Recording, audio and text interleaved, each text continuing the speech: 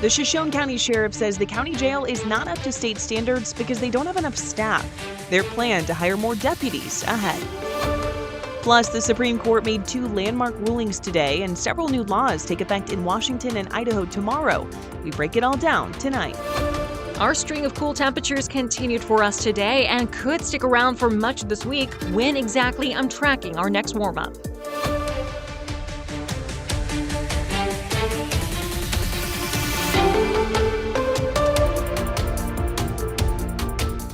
Good evening. Thank you for joining us here on the Night Report on KREM 2 News. I'm Sydney Schofield. Today, the U.S. Supreme Court ruled to uphold birthright citizenship. In a 6-3 decision, the justices knocked down President Donald Trump's executive order that sought to restrict it. The decision affirms the rule, making any child born in the United States a citizen. Jesus Torres, the interim executive director for Latinos on Spokane, is a birthright citizen himself. He says he's been keeping track of the case and how it affects people like him for months. There is a lot of uncertainty. Being here in the center, I get to see it every day. People come in feeling unsafe. That's the bottom line. Personally, for me, I think it just reaffirms the fact that someone like me, who has a name like me, who looks like me, who just happened to be born on this side of the border, is guaranteed to have their 14th Amendment's rights respected. Now, today, President Trump said the court's ruling was, quote, too bad for our country, and asked Congress to start working on another avenue to end birthright citizenship. In another ruling today, the Supreme Court found Idaho's rule banning transgender athletes from women's sports is constitutional. The ruling means the similar laws that exist in more than 24 states across the country can remain in place. The court unanimously ruled that the bans do not violate Title IX laws protecting equal athletic opportunities. The court ruled 6-3, upholding that the bans do not violate the Equal Protection Clause, saying the state's interests in safety and competitive fairness justify the bans. Idaho Attorney General Raul Labrador calling the ruling long overdue. I think it's important that all parents feel that their kids are going to be protected in their private spaces, that they're going to be protected in athletics. But for attorneys like Lindsay Hecox, the transgender woman who challenged Idaho's law in 2020, they call the ruling a loss. This is a profoundly sad day for them and other transgender kids living under, similar bans who will be denied the ability to take part and to benefit from all of those things that the court identified as benefits from sports. Representatives from transgender advocacy groups in both Idaho and Washington say the decision left their communities feeling grief and fear, while Idaho Governor Brad Little called it a, quote, historic moment for common sense.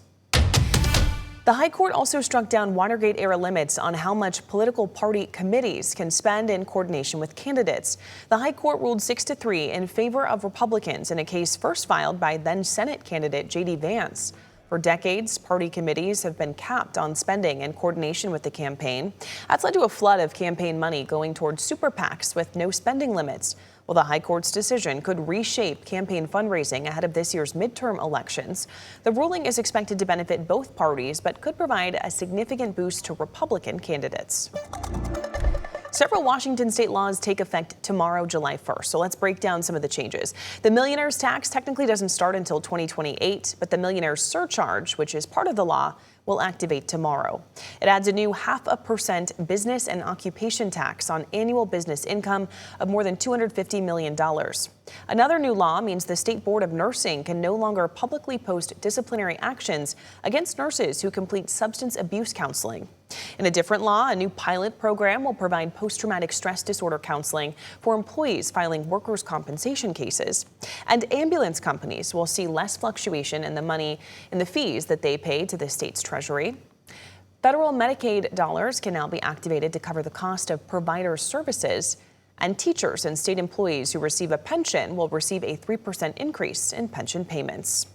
Let's talk about Idaho now. House Bill 752, also known as the bathroom law, makes it a crime to knowingly use a restroom that does not align with the person's biological sex assigned at birth. This law applies for changing rooms and locker rooms, but earlier this month, a judge issued a preliminary injunction temporarily blocking a section about single-use restrooms and multi-use restrooms. That's in cases where single options are not reasonably available. House Bill 548 will now require law enforcement on the water to have reasonable suspicion before stopping a boat or vessel to search it. Before, they could do that without reasonable cause. And Senate Bill 1354 creates a law saying no homeowners association can enforce rules that limit or prohibit homeowners from having or being able to build accessory dwelling units, or ADUs. We do have a larger list of all of the different laws that are taking effect in Washington and Idaho tomorrow. You can find that on our website. That's KREM.com. Washington remains one of the nation's fastest growing states. Washington state's total population grew by about 62,000 people as of April 1st of this year. However, the state is growing by about 38,000 fewer people than the annual average from the last decade. Most of the growth comes from people moving into the state as the birth rate continues to decline. U.S. Census data from 2024 to 2025 shows Washington has the 7th highest growth rate of any state. The Shoshone County Sheriff's Office is looking to fill 3 detention deputy positions as it looks to increase its jail standards. KREM 2's Connor McAvoy explains why the sheriff says those hires could also expand who the county is able to house.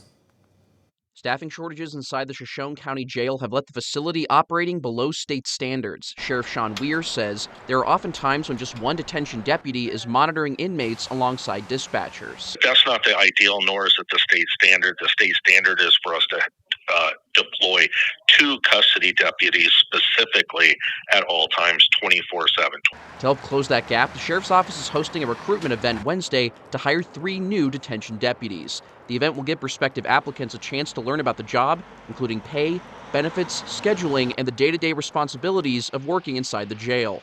Weir says filling those positions would do more than improve staffing levels. It would also allow the county to recertify its jail. Right now, staffing limitations prevent the jail from housing federal or state inmates for extended periods. Once we're certified, back to get our certification, we would be able to house additional inmates from outside of just our county. The starting pay for a detention deputy in Shoshone County is just over $21 an hour, or about $44,000 a year before benefits. While that's on the lower end of the statewide pay scale, it's still higher than some Idaho counties, including Gem County, which pays roughly $5,000 less annually for the same position. Weir says staffing challenges aren't unique to Shoshone County, but he's hopeful the recruitment event will connect the department with people looking for a long-term career in law enforcement. We don't mind who we get from the community, as long as they meet the qualifications, and this is a career path that we can help them fulfill. The event is set to start Wednesday at 8 a.m. at the jail. Connor McAvoy, KREM 2 News. Okay, let's take a break from the headlines and get our first check of the forecast tonight. Meteorologist Cody Proctor in our outdoor weather center. You've got the jacket on. It's a little chilly out there tonight. It's just a tad chilly at this very moment, Sydney. Now, what is interesting, though, this is not far off from temperatures that we saw earlier in this evening. Right now, as we head into tonight, we're still hanging on to those low 60s for us with the partly cloudy skies. Winds pretty light for us here in Spokane, coming out of the east-southeast at 3 miles per hour. The relative humidity, 62%. As you can see from our temperatures around our region, though, you can see we're not even the coolest. Sandpoint's still in those low 50s right there. Wenatchee and Moses Lake have cooled down to the mid to upper 60s. And at least our winds for most of us relatively calm to light, except for Wenatchee, still seeing 21 mile per hour winds at this time, 14 for Omak at this very moment.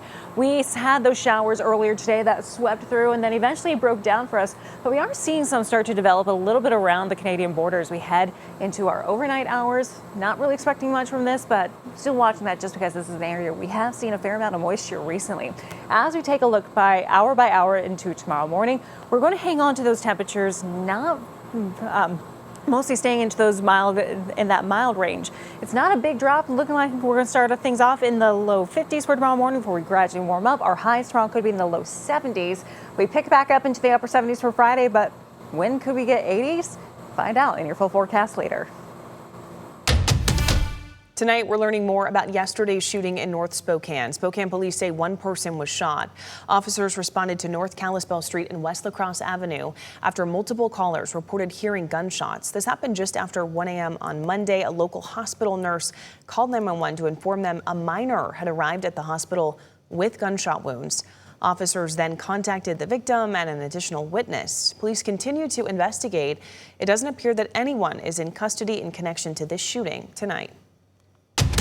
Stay with us. The 4th of July coming up. We'll walk you through some of the events across our region, helping you celebrate America's 250th. Plus, WSU Athletics announced a landmark new partnership. We'll tell you what the historic deal means for the program in just 90 seconds.